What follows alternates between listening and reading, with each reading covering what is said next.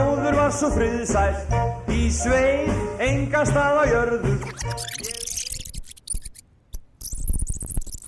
Já, svona snemma fann að skipta mér af, Já. ef að segja. Varstu búin að vera eitthvað í að læra það eða eitthvað? Nei. Það var náttúrulega fyrir það fyrsta, sko, það var hvergi hægt að læra.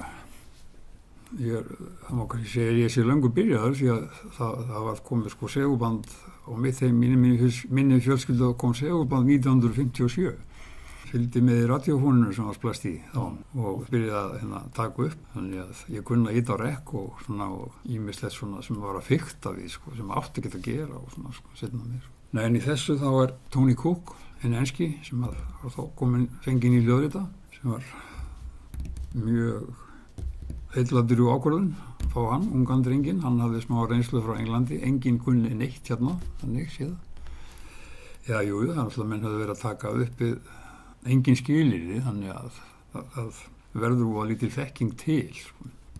Að Tony sem kemur þarna og og maður segir svona í gæsalöpum bara upptökumaður, þá var hann lagði sitt til málanna, sko, en hann var alltaf upptökumaðurinn, en þegar hann var spurður, þá hann hafði alltaf skoðanir og hann vissi hvað hann tala og sem maður segir, sko, pródúsir getur verið allt frá því að taka upp sjálfur og líka bara allt frá því og verið líka sálfræðingur og ljósmóðir og það að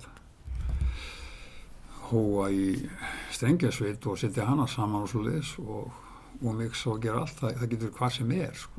En venjulega sem upptökumaður svona strangara tilteki svo sem að, eins og við segir, bara í því, sko. Einbytta sér að því, en ekki hinn í listrænu lið, heldur að láta hlutina standa rétt. Þessar fyrstu tvær plötur þá erum við þarna eiginlega óðarlega mikið til á staðnum. Í það mista þessari fyrstu, þá erum við móðan mikið allir á staðnum alltaf, sko. Þetta bara svo gaman, sko. Líka það, sko. Já. Og Jónas Já, hann kemur hérna fyrst í þessari. Já, þessari plötu. Já, vinnur á hérna. Tóni eitthvað líka, en eitthvað minna því miður. Og einhver Astley. Já, hann tók bara upp eina strengjasessjón. Það var eina sem hann gerði held í því, sko.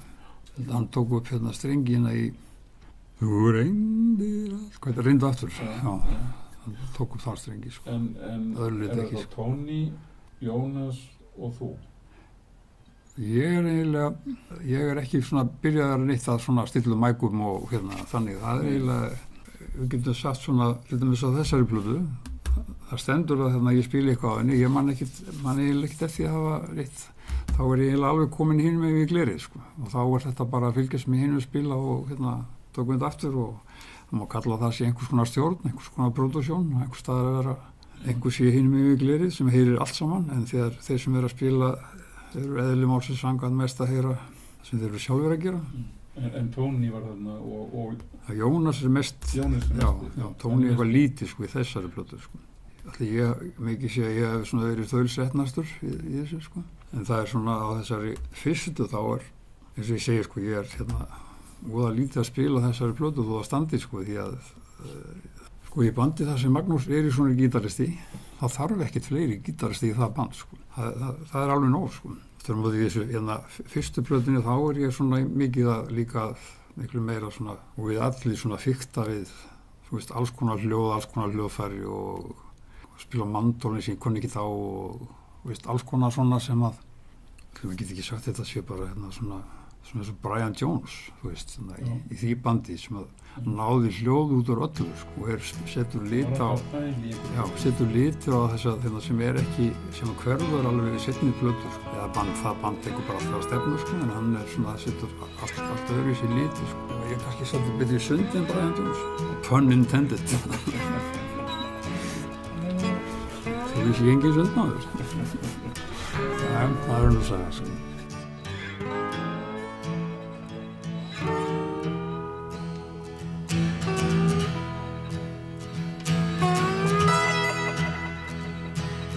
Take me to the station and put me on a train.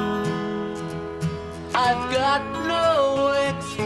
expectations to pass through here again.